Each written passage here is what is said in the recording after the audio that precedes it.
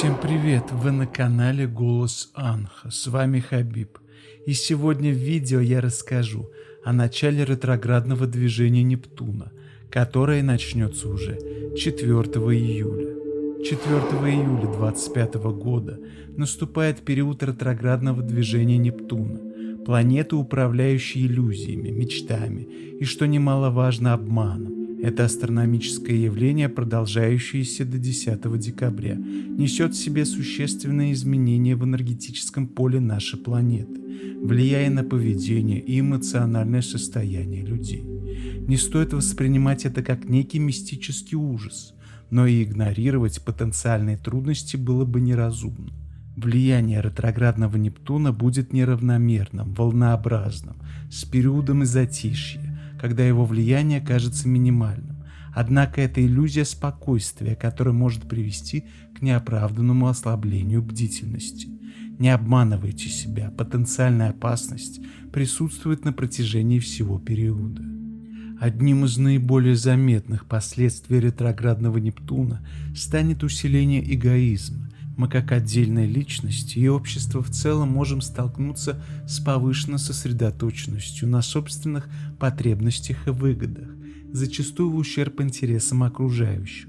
Это может проявляться неявными, почти незаметными способами: легкомысленное игнорирование чужих чувств, преувеличение собственной значимости, стремление к личной выгоде даже в ситуациях, требующих альтруизма и сочувствия. Важно осознать подобные проявления и попытаться корректировать свое поведение, не коря себя за присущие в этот период слабости, но стремясь к более гармоничным взаимоотношениям.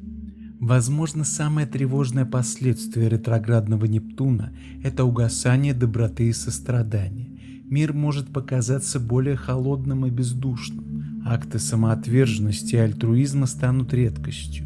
Люди, способные сохранить душевную теплоту и доброжелательность в этот сложный период, заслуживают искреннего уважения и признания.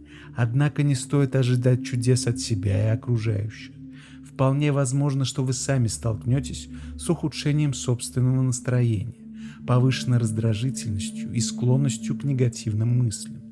Помимо изменения внутреннего микромира, ретроградный Нептун также будет способствовать росту агрессии и конфликтности. Спокойные дискуссии могут легко перерасти в бурные ссоры, перепалки, а в некоторых случаях даже физические столкновения. В начале периода ситуация может казаться более или менее стабильной, но к концу июля и в последующие месяцы напряжение резко возрастает. Негативные эмоции будут проявляться не только в поведении, но и в словах, что может привести к неприятным и даже разрушительным последствиям в личных отношениях.